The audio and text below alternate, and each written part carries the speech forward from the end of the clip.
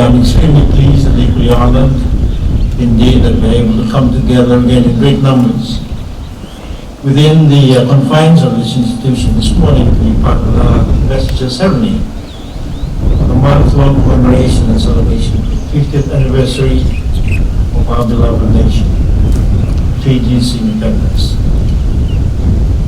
Now, in this regard, ladies and gentlemen, therefore, it gives me such great pleasure to also officiate as your chief guest at this year's Corrections Day celebrations and to present the correct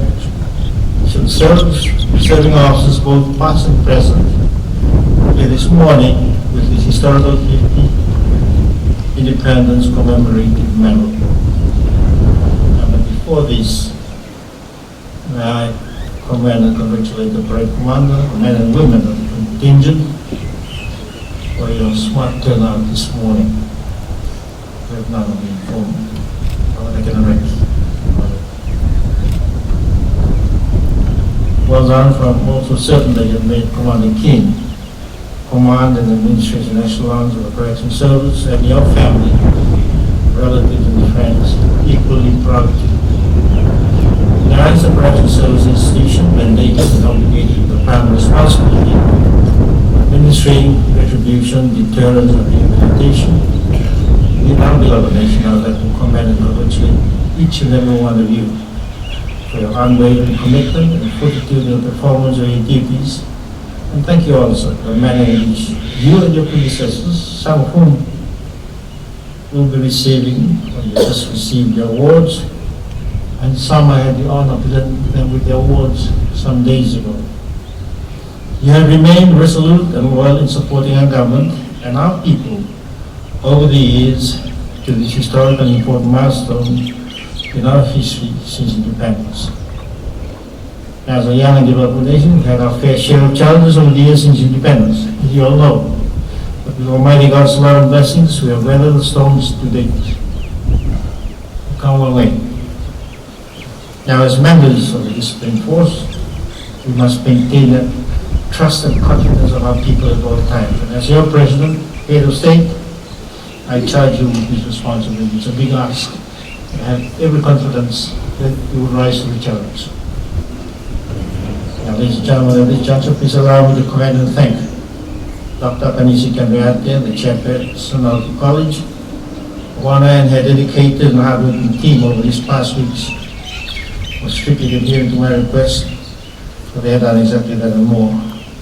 For your information, this team has been burning the midnight oil and the early morning oil for the last couple of weeks in trying to make sure that all deserving Fijians are rewarded accordingly. And nominations have been received to this day. People still ask, how do we nominate? And let me assure you that the college team have been very particular and diligent in their work to ensure that this special and historic commemorative medal is presented to deserving members of the public, private sector, and civil society. This, ladies and gentlemen, is in conformity with my wish and request to further nurture and promote institutions, I'm talking about Office of the President, and hopefully our national psyche and culture of appreciation and inclusivity.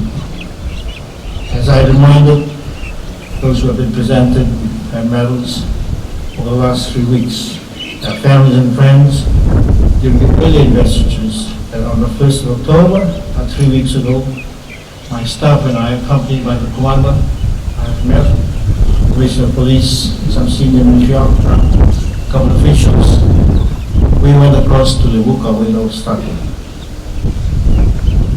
to ensure the chiefs and the people of the Levuka governments, and in line with my primary responsibility as the president and the pillar of national unity, that during this period of national celebrations commemorating our independence, 50 years, no one and no community should be left behind. At the end of this month, next week, my team and I will again visit Levuka to formally close Fiji's Independence month-long celebrations with the final medal presentations to deserving Fijians in the old capital.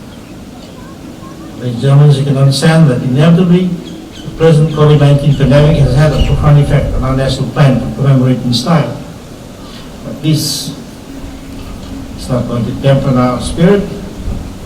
Our Fiji can spirit not deviate our focus and attention on the fact that within a period of half a century, 50 years is a long time, our young and developing nation has evolved to an acceptable level of universal social, political, and economic maturity that we should all be proud of. In today's unpredictable and uncertain global environment that we live in. Now, furthermore, with our typically famous Fijian friendly, positive, and can-do attitude in life, ladies and gentlemen, we are proclaiming to our citizens and our wider global community and the Fijian diaspora that this is who we are. We are Fiji, a small and developing independent sovereign state, which despite COVID-19 pandemic and other challenges, is very determined to celebrate the worthy cause and is continuing to punch above its weight in leading the world community by passionately addressing some global problematic issues like today's present, real, very serious threat to the survival of humanity, that of climate change and the need to preserve and protect our oceans. Now, ladies and gentlemen, it's my humble opinion that despite the new norm, which has been unfortunately imposed upon humanity by the worldwide COVID-19 pandemic, and as of